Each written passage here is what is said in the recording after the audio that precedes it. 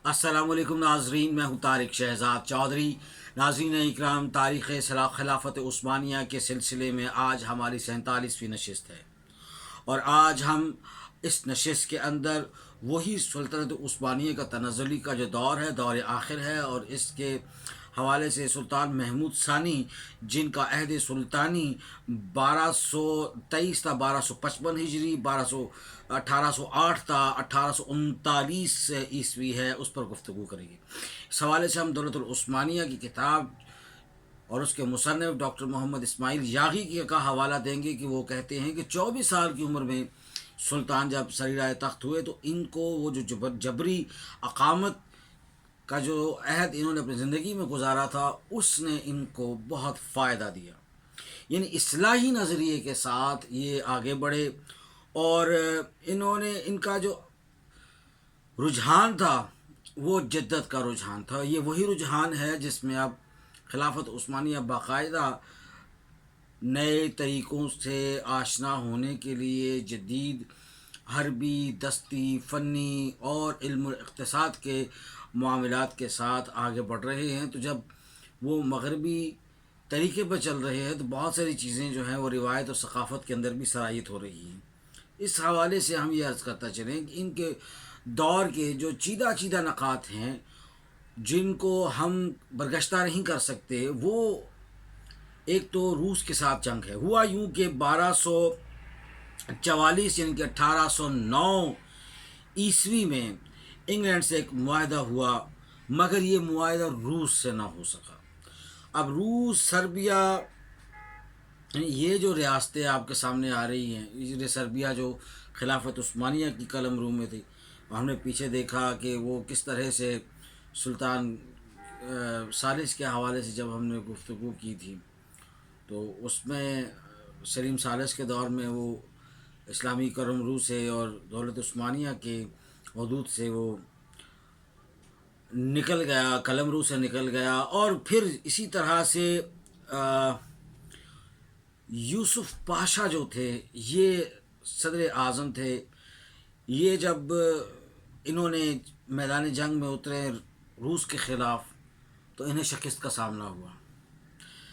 England का जो या बरतानिया का शुरू से जो मौक़िफ़ रहा है, वो छोटा मुल्क था, उसने बहरी क़ज़ाक़ियत के ऐसी ऐसी मिसालें कायम की, दुनिया से उन्होंने सोना लूटा। हम देखते हैं कि पुराने नक्शों में उनका वजूद भी बहरी एक बड़े छोटे से जजीरे की मानंद था। लेकिन तय ये हुआ कि जिसने जिस हिकमत अमली के साथ खेला तारीख़ के सफ़ों पर, उसने अपना नाम रोशन किया। और जो आसानी और तनख़ातरी में और तनपोशी में और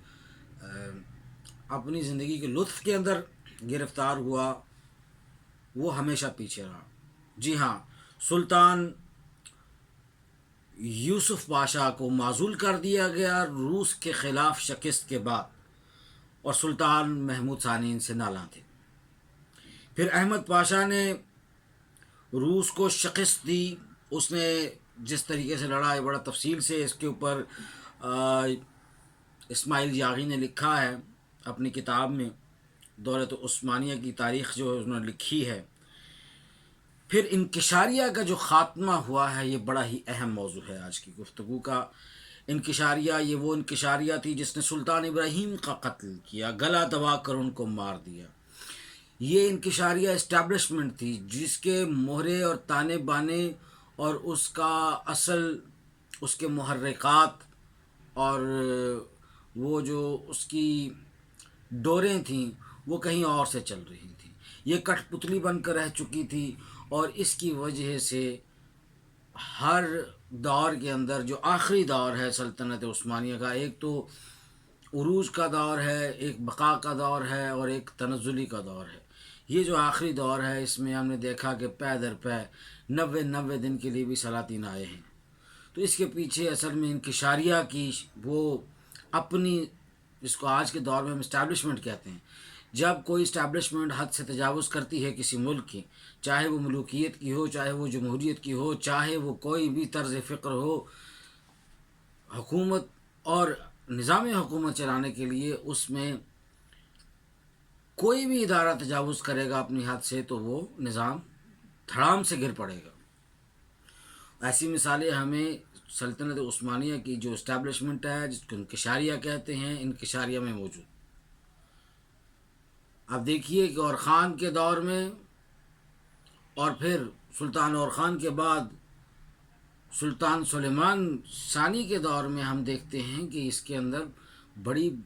بدرجہ اتم قسم کی یہ اس کے اندر صلاحیتیں تھیں۔ انہوں نے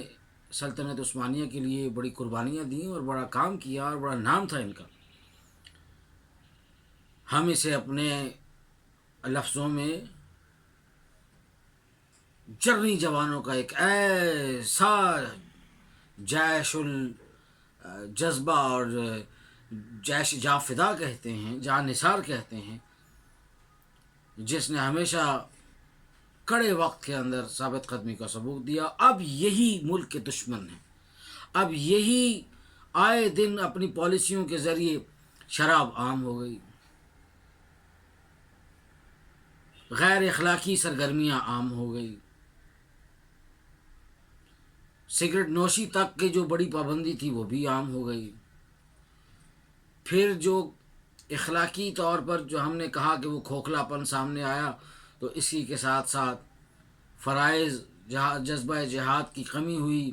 سہل پسندی ہوئی، صاف صاف یہ کہا گیا کہ ہم مزید جنگوں میں حصہ نہیں لے سکتے۔ پھر اس کے بعد جب اس میں ایک بڑی اہم بات ہے کہ جب بخارسٹ کا معاہدہ ہوتا ہے 1237 ہجری میں، 1812 عیسوی کے اندر، تو سربیا،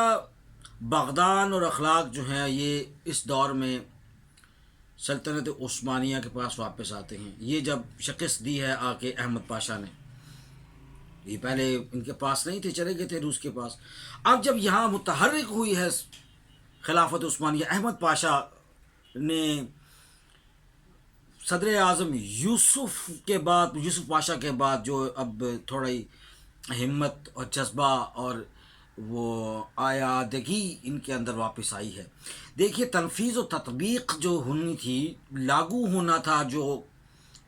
ان قوانین کا جو سلطان محمود ثانی چاہ رہے تھے، وہ اپنی ابھی کوشش میں تو موجود، اس کی ایک خاص حکمت عملی کے ساتھ اس کی ایک کوشش جاری تھی،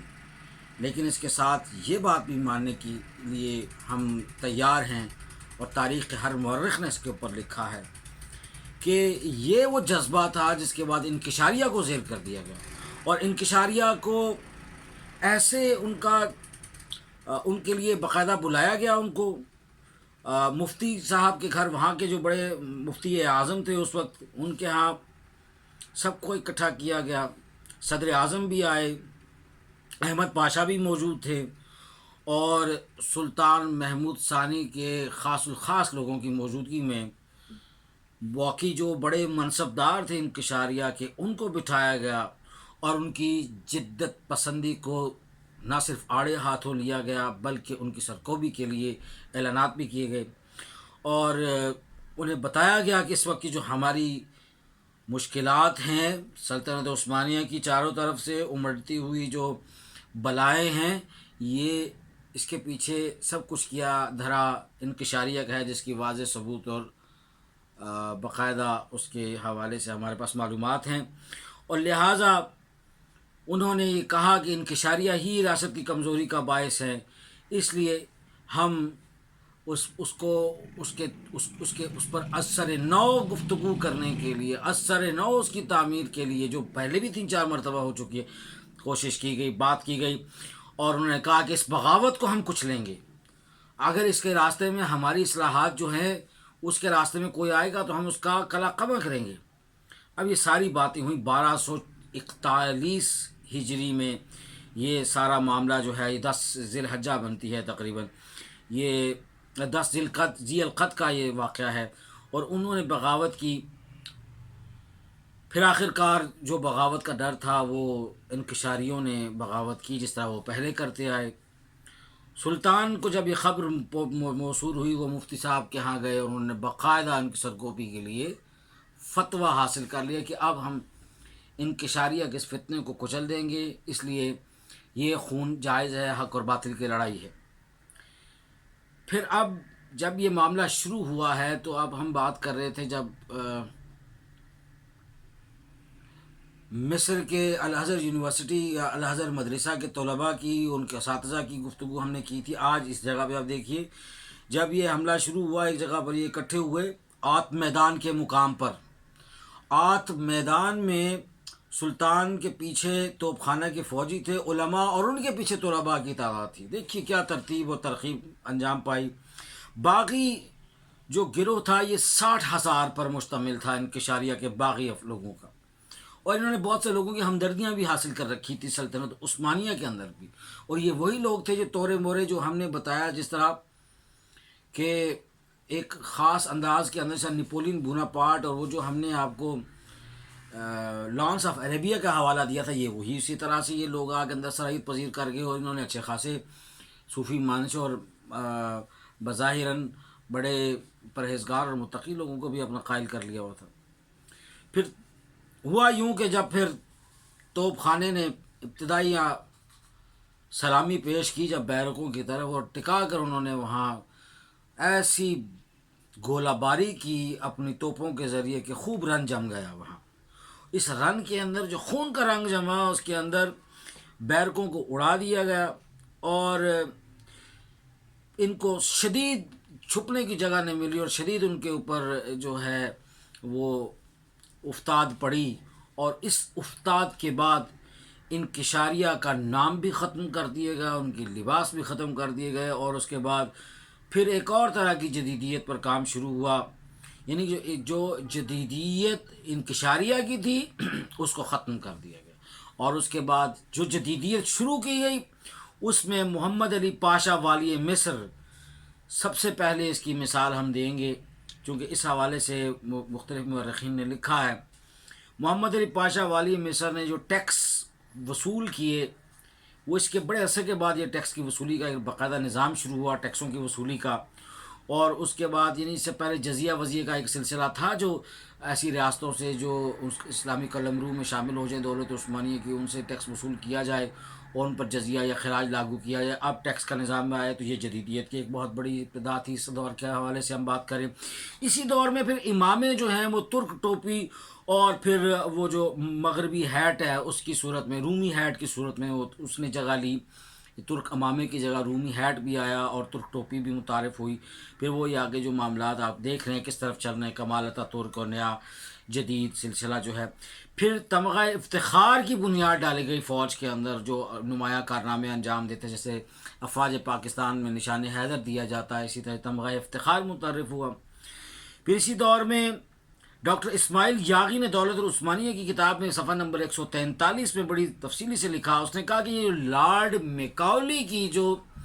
تحریک تھی اور اس کا جو ایک خاص پیغام تھا اور اس کا جو فلسفہ تھا کہ شخصی مفاد کو حاصل کرنے کے لیے جو کچھ کیا جا سکتا ہے اسے کرنا چاہیے. لارڈ میکاولی کی یہ سوچ اور یہ فقہ اور یہ اس کا مسلک اور یہ اس کا فلسفہ ہے کہ اپنے ذات کے مفاد کے لیے، اپنی شخصی مفاد کے لیے انسان جو کچھ کر سکتا ہے اسے کر گزرنا چاہیے. اور یہ سوچ جب اس عہد کے اندر آئی تو پھر آپ دیکھیے کہ نیچے برگسان جیسی مادیت پرستانہ سوچ جو ہے، جس کو اقبال نے بڑا اس کا مقابلہ کیا. اس کے سے پہلے بھی آپ دیکھیں تو حضرت مولانا روم نے ان تحریکوں کا مقابلہ کیا اپنے دور کے اندر. تو آپ دیکھیے کہ کس طرح سے وہ معاملات سامنے آئے ہیں 10ویں صدی عیسوی کے اندر، اور پھر یہ سارا سلسلہ ہے. پھر محمد علی پاشا والی مصر اور عثمانیوں کو ان کے درمیان نا اتفاقی اور غلط فہمی پیدا کرنے کے لیے بہت ساری کارروائیاں ہوئیں. محمد علی پاشا والی مصر اور عثمانیہ کو دولت عثمانیہ کے حوالے سے یہ عرض کرتے چلیں کہ جب یہ محمد علی پاشا وہاں مصر میں گورنر لگے ہیں تو اس وقت محمد علی اور ماسوتی تحریک پر بڑی تفصیل کی ضرورت ہے. ماسوتی تحریک کے حوالے سے انہوں نے بہت نقصان پہنچایا دولت عثمانیہ کو بھی. شمالی افریقہ کے جو مسلمان ممالک ہیں اور تحریکیں ہیں ان کو بھی، اور پھر ادھر آپ دیکھیں تو عرب کے اندر بھی بڑا ماسوتی تحریک ہے. اس میں شیخ محمد بن وہاب کی تحریک ہے، شیخ محمد بن وہاب کی تحریک نے اس کا سب سے بڑا کام یہی تھا کہ اس نے دولت عثمانیہ کے سلاطین، زعماء، امراء، متعلقین کے ساتھ ان کی جو رعایا ہے ان کے ساتھ غلط فہمی پیدا کی. چونکہ مواصلات کا نظام مضبوط نہیں تھا جس طرح آج کا دور ہے، تو خطوط کے ذریعے، بیانات کے ذریعے ایک دوسرے علاقے کے اندر یہ معاملات ہوئے. پھر دولت العثمانیہ میں ڈاکٹر عبدالعزیز شاذلی نے صفحہ نمبر 194 اور 232 پر اس کو مزید تفصیل کے ساتھ لکھا ہے کہ شیخ محمد بن وہاب نے کس طرح سے یہ اپنی چیمگوئیاں جاری رکھیں اور کس طرح سے اندر سے مسلمانوں کی جڑیں کاٹی. میں یہاں پر دولت عثمانیہ کی بات نہیں کر رہا، میں امت مسلمہ کی بات کر رہا ہوں، جہاں اتحاد کا فقدان رہا، جہاں یگانگت کا فقدان رہا، جہاں اندرونی سالمیت کے خطرے کے لیے اور چھوٹے سے مفاد کے لیے اور تھوڑے سے لالچ کے لیے بڑے سے بڑے ایک عظیم مقصد کو بھی انہوں نے داؤ پہ لگایا اور دولت میں پڑ گئے. اور یہی اللہ پاک نے قرآن مجید میں اور اللہ کے رسول نے اپنی تعلیمات کی صورت میں بتایا کہ دیکھو ایمان کی دولت والو، تھوڑے سے نفع کے لیے، اس عارضی دنیا کے لیے اپنے آپ کو جہنم کا لقمہ مت بناؤ. پھر اسی طرح بلکان سے عثمانی اقتدار کے خاتمے کے ساتھ ہی وہ تمام ممالک اور ریاستیں جو یہ چاہتے تھے کہ طاق میں بیٹھے تھے کہ کسی طرح سے دولت عثمانی کا خاتمہ ہو، وہ سب یکسر اکٹھی ہوگی. انہوں نے بلکان کی خود مختاری دینا چاہی. بلکان کی خود مختاری جو ہے، اس کے لیے وہ جب کمر بستہ ہوئے، اس کے ساتھ پھر آپ یہ دیکھیے کہ نہ صرف بلکان، یہ میں اس کا باقاعدہ حوالہ دیے چلتا ہوں، ڈاکٹر علی حسون تاریخ دولت العثمانیہ کے صفحہ 198 سے آگے یہ 230 34 35 تک اس پہ انہوں نے بڑی تفصیل سے لکھا ہے کہ جب یہ بلکان سے عثمانی اقتدار کا خاتمہ ہوا ہے، اس کے بعد یہ سارے لوگوں نے مل کے بلکان کو جب خود مختاری دلائی ہے، تو اس میں یونان، بلغاریہ اور پھر اسی طرح سے ہمارے سامنے اور کئی ریاستیں 19ویں صدی کے آخر میں، ساری 19ویں صدی کے آخر میں یہ ریاستیں آزاد ہوئی ہیں.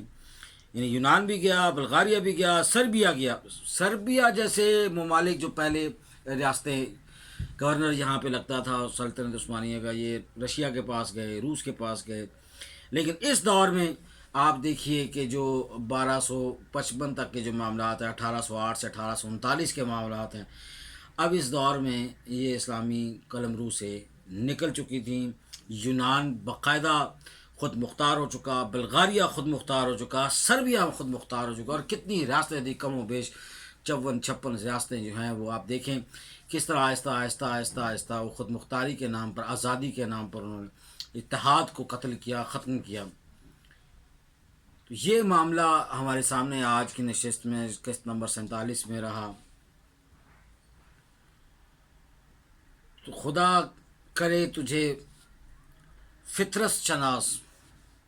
تجھے اب جو فطرت شناسی ہوگی، اپنے آپ کو مومن پہچانے گا، بندہ مومن پہچانے گا، تو پھر وہ اس کے سامنے اعلیٰ عظیم مقصد ہوگا جس کے لیے اللہ پاک نے غلبہ اسلام اور اشاعت اسلام کے زرعی اصول وضع کر دی. حضور نے ان پر باقاعدہ عملی ثبوت اور عملی نمونہ پیش کر دیا ہے جو قابل تقلید ہے. ایک ہو مسلم حرم کی پاسبانی کے لیے، نیل کے ساحل سے لے کر تا بخا کے کاشغر. ناظرین اکرام، آپ کا بہت شکریہ. اگلی نشست قسط نمبر 48 تک کے لیے اجازت دیجیے. اللہ حافظ.